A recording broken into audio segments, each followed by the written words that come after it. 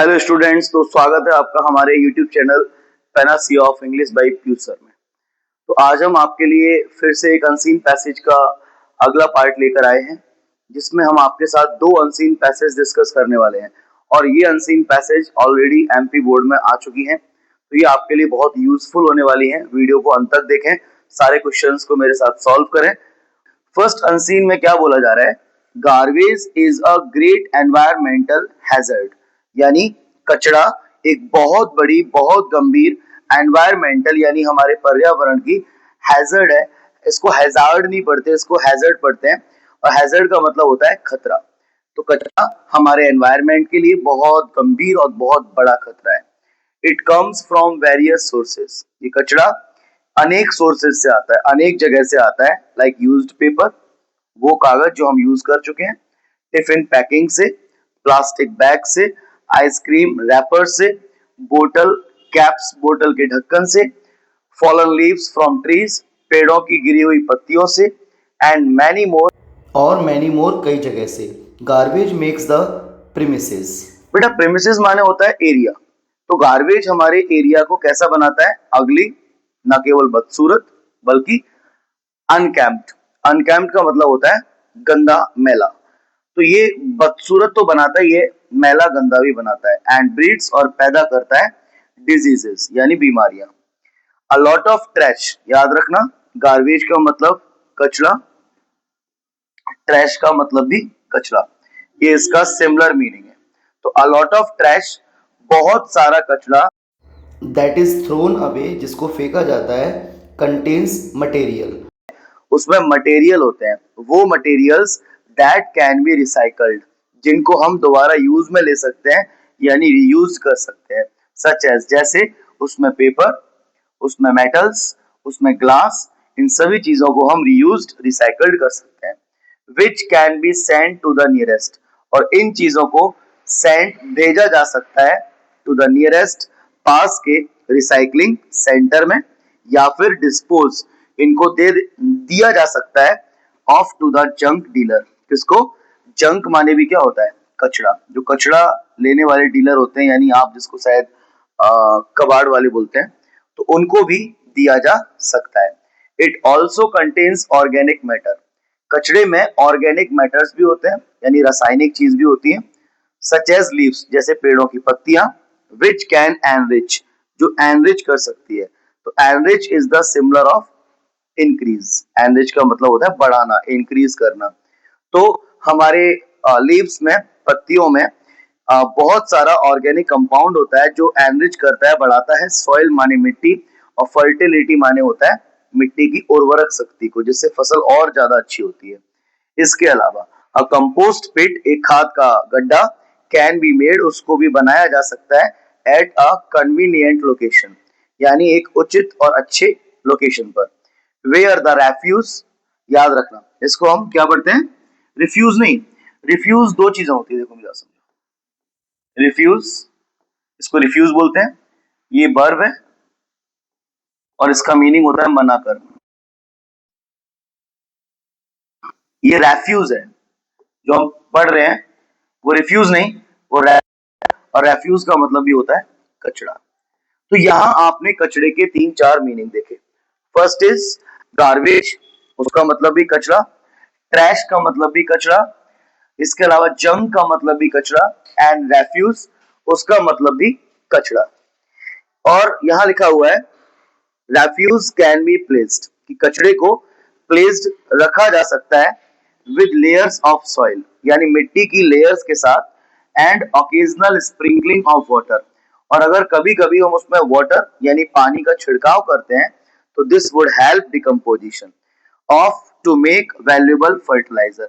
अगर आप पानी का छिड़काव करते हो, उसमें साथ में मिट्टी है, साथ में रेफ्यूज यानी कचरा है, तो ये आपकी हेल्प करेगा डिकम्पोजिशन में, यानी विघटन करने में, किसका? Valuable fertiliser. इससे बहुत अच्छा मूल्यवान खाद बनेगा। And this would also prevent pollution, और ये हमारे पॉल्यूशन को, प्रदूषण को भी प्रिवेंट करेगा यानी रोकेगा।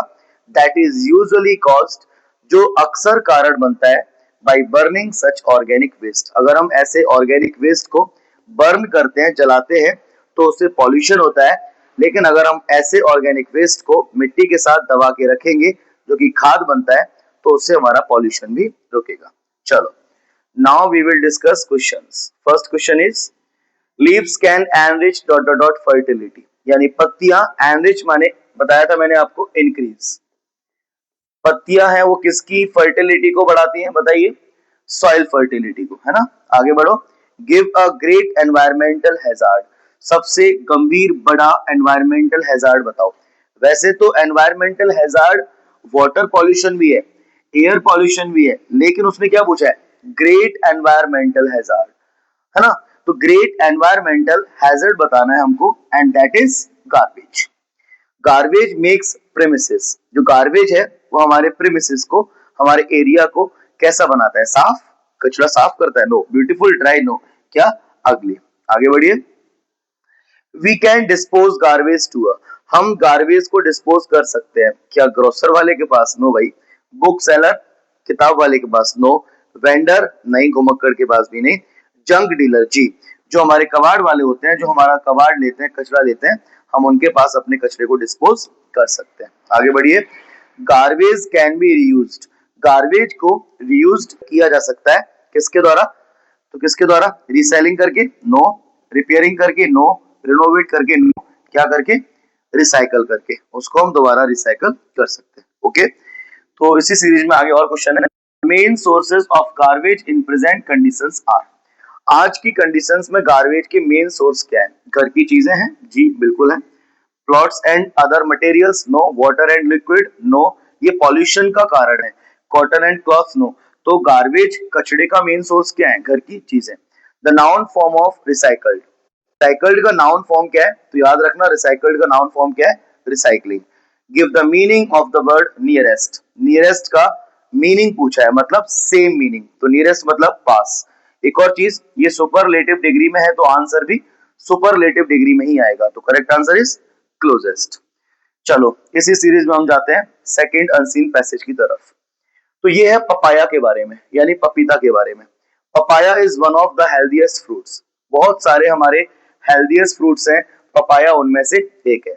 इट हैज प्रॉपर्टीज, पपाया में बहुत सारी क्वालिटीज, प्रॉपर्टीज पाई जाती हैं। द फ्रूट ओरिजिनेटेड, ये जो पपाया है वो कहाँ उत्पन्न होता है? in southern Mexico and neighboring Central America. कहाँ? एक तो मैक्सिको और एक central America. It is not easily available in every tropical and सब ट्रॉपिकल कंट्री, जो ट्रॉपिकल यानी उष्ण कटिबंधी एंड सब ट्रॉपिकल कंट्री होती है वहां ये इजीली अवेलेबल नहीं होता। It is popular fruit easily available everywhere in India, और ये पॉपुलर फ्रूट इंडिया में इजीली अवेलेबल होता है, आपको हर जगह मिल जाता है normally. Papaya is a very good for digestion, यानी पपाया हमारे पाचन के लिए, पेट समस्या के लिए बहुत अच्छा होता है। इट ऑल्सो क्योर, ये इलाज करता है स्किन इरिटेशन, अगर हमारी स्किन जलन होती है तो उसका भी इलाज करता है, ठंडा। एंड सनबर्न, और ये सनबर्न मतलब धूप की जलन से भी बचाता है। इसके अलावा इट कैन बी ईटन, इसको खाया जा सकता है एज अ सैलेड, इसको आप सैलेड के रूप में भी ले सकते हो, और टेकन एज मिल्क शेक, या आप दूध के साथ इसका शेक भी बना सकते हो। मॉडर्न साइंस कंफर्म, हमारे आधुनिक साइंस ने ये कंफर्म किया है, पक्का किया है कि papaya can contribute much to the health cause, papaya हमारे हेल्थ के लिए काफी अच्छा है, काफी लाभदायक है। It contains a protein digesting enzyme, मतलब हमारी प्रोटीन को पचाने वाला एंजाइम होता है। In the milky juice similar to the pepsin, है ना, जो कि सिमिलर होता है पैप्सिन से। ओके, इट इज सेड, ऐसा कहा जाता है, टू बी पावरफुल इनफ, ये बहुत पावरफुल है, टू डाइजेस्ट, इतना पावरफुल कि डाइजेस्ट कर सकता है 200 टाइम्स इट्स वेट इन प्रोटीन, यानी पपाया अपने वेट से 200 गुने वेट वाले प्रोटीन को डाइजेस्ट कर सकता है। आगे बढ़ो। It helps the body in getting the maximum nutrition from food, यानी ये हेल्प करता है हमारी बॉडी को हमारे फूड से ज्यादा ज्यादा न्यूट्रिशन, पोषण लेने के लिए। इसके अलावा पैपिन इन रॉ, जो पैपिन होता है कच्चे, जो कच्चे हमारे पपाया में पाया जाता है, पैपिन नाम का एक enzyme, makes up for the deficiency of gastric juice, जो हमारे गैस्ट्रिक जूस की कमी को पूरा करता है, डिफिशियंसी माने कमी को।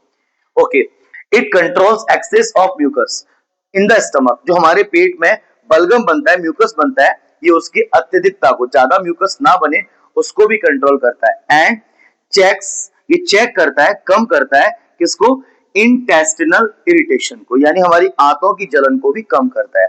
10 इस प्रकार it is useful in habitual constipation, और जो आपकी पुराने समय से अगर कॉन्स्टिपेशन है यानी कब्ज है पेट में, उसको भी कम करने में यूजफुल है।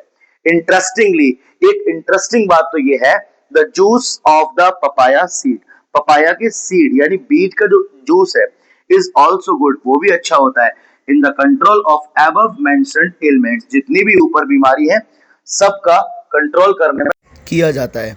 In India papaya is grown everywhere.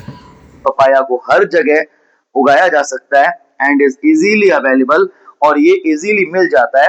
It is a cheaper compare to the other fruits, ये बाकी फ्रूट्स के कंपैरिजन में काफी सस्ता होता है। And with in reach of the human, with in reach of the man या ह्यूमन, यानी इंसान की पहुंच में होता है। ओके, अब हम इसके क्वेश्चंस पे चलते हैं। First, papaya first originated in, papaya को पहले सबसे पहले कहां देखा गया था, southern Mexico and central America में। Very good. Papaya is not useful for, papaya हमारा किसके लिए यूजफुल नहीं होता, तो भाई स्किन इरिटेशन होता है, डाइजेशन होता है, कफ एंड कोल्ड नहीं होता, कॉन्स्टिपेशन होता है। तो correct answer is cough and cold. Besides the fruit itself, ये फ्रूट के अलावा इसमें क्या चीज होती है, सीड्स वगैरह होते हैं। The enzyme which helps in the digestion of protein present in ... of papaya, यानी वो एंजाइम जो हेल्प करता है डाइजेशन ऑफ प्रोटीन में, वो कहाँ पाया जाता है, लेटेक्स में पाया जाता है। आगे, what is useful in case of gastric juice deficiency, अगर हमारे बॉडी में गैस्ट्रिक जूस की डिफिशियंसी होती है यानी गैस्ट्रिक जूस की कमी होती है, पैप्सिन यूजफुल होता है। तो भाई ये दो अनसीन पैसेज आज हमने लगाई, ये 10th क्लास के लिए और 12th क्लास के लिए, दोनों के लिए बहुत इंपॉर्टेंट है। और अगर आपको लगता है कि ये वीडियोस आपके लिए बहुत हेल्पफुल है, तो प्लीज इन वीडियोस को अपने फ्रेंड्स के साथ शेयर करिए ज्यादा से ज्यादा, और वीडियो अगर अच्छी लगी हो तो प्लीज इसको लाइक करें, सब्सक्राइब करें। धन्यवाद।